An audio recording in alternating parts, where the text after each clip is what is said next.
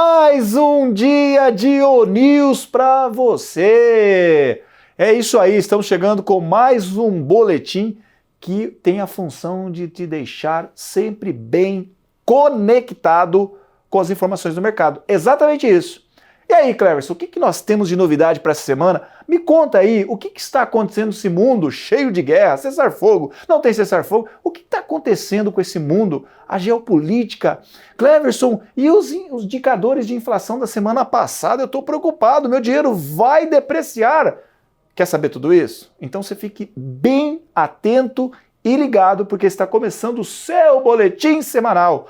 O foco do News, nunca se esqueça, é o quê? Trazer a melhor informação do mercado financeiro, mercado de investimentos e o mercado de ativos digitais para você ficar bem informado. Por isso, meu querido diretor, vamos lá, sobe a vinheta!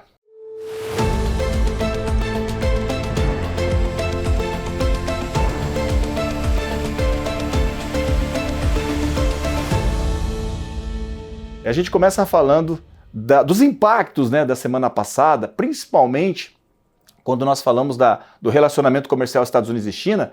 O Donald Trump voltou a falar que vai impor 100% de tarifa, A gente comentou isso até na semana passada aqui.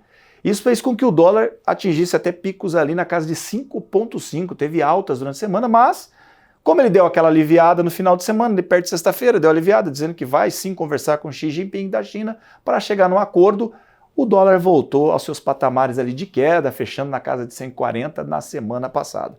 Mas essa semana, o que chama atenção, principalmente nessas situações envolvendo questão de tarifa, de política, é que se aproxima ainda mais uma possível conversa de Brasil com os Estados Unidos.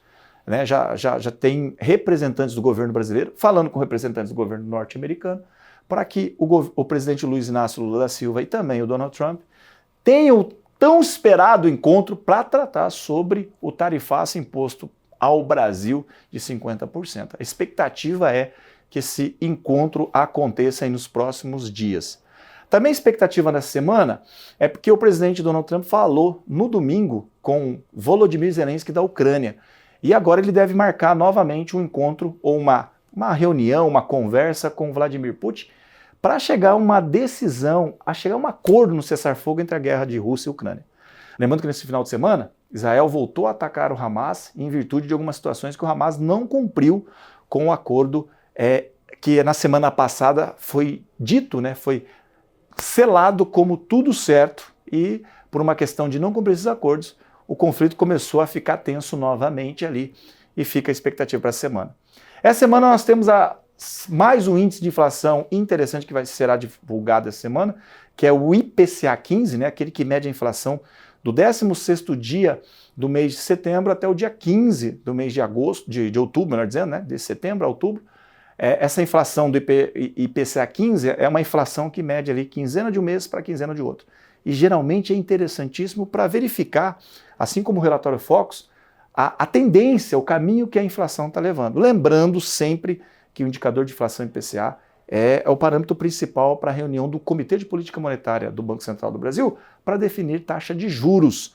Juros esses, pessoal, que entram na semana com mais uma expectativa. Sabe por quê?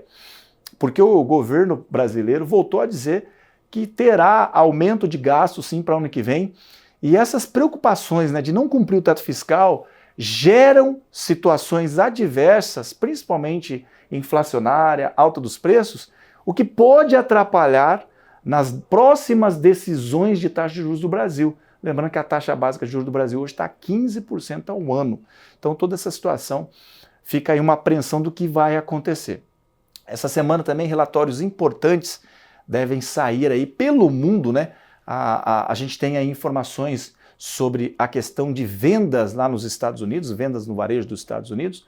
Nós temos também os PMIs saindo pela Europa e saindo também PMIs industrial e de serviços, saindo na Europa e lá na Ásia, dentre eles destaques ali para PMIs importantes do setor asiático.